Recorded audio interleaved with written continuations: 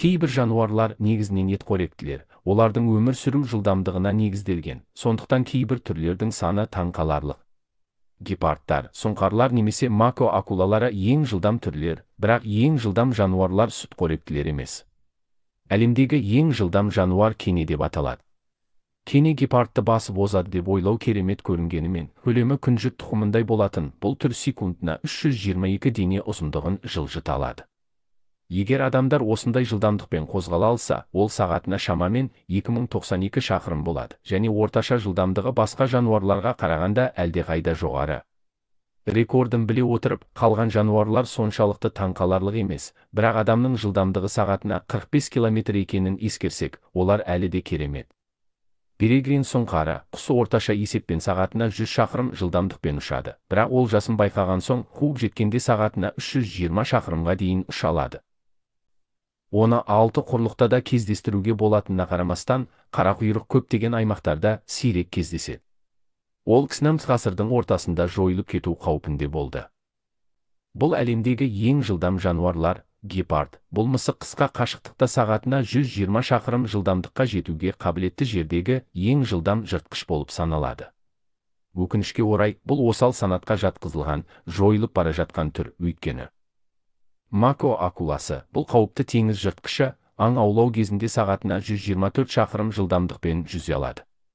Калибри, ұзындығы небәрі 10 см болатын бұл кішкентай құс сағатына 100 шақырым жылдамдықпен ұша алады. Оның жылдамдығы шағын өлшемді ескере отырып, елеусіз емес.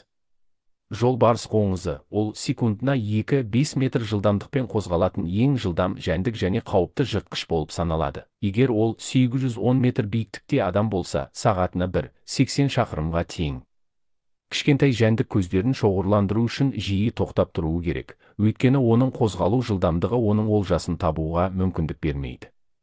Томпсон қарақұсы, бөкендер тұқымдасына жататын, бұл түр Кения, Танзания және оңтүстік Африканың саванналарында тұрады және сағатына 80 шақырым жылдамдыққа жетеді. Өкінішке орай, олардың табиғи жауы жердегі ең жылдам сүтқоректілер, гепард. Жыртқыш, оның ұзындығы 2-5 метрге дейін және салмағы 200 келіге дейін жетуі мүмкін, бірақ бұл оның әлемдегі ең жылдам жануарлардың бірі болуына кедергі емес. Ол сағатына 80 шақырымға дейін жетуі мүмкін. Жабайы аңдар табындарда өмір сүреді, яғни олар мыңдаған топтарды құрайды. Ал жыртқыштардан құтылу үшін жабайылар соншалықты жылдам болуы керек. Арыстан, ол жойылып кету қаупі төнген түр, және осал болып саналады. Соңғы 50 жылда оның саны 20%-ға дейін азайған болуы мүмкін деп есептеледі. Ең жылдам жануарлардың тізімінде ол сағатына 85 шақырым жылдамдыққа жететін ең жақсы аңшылардың бірі болып табылады.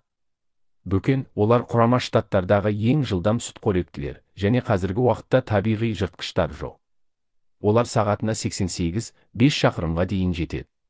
Ол бүкіл солтүстік Американы, Канададан Мексикаға дейін, және ақш-тың бүкіл батысын, әсіресе сирек өсімдіктері бар жазықтар мен шөлдерде мекендейді.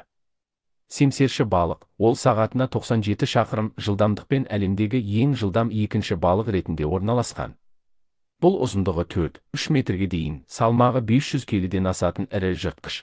Олар дүние жүзіндегі тропиктік, субтропиктік және қоңыржай суларда кездесетініне қарамастан, олар мұхиттың маңызды ағындары кездесетін суларда көбірек кездеседі. Жылқы 70 км сағатына, біз адамзат тарихындағы басты көліктердің бірі болған жылқыны таптық.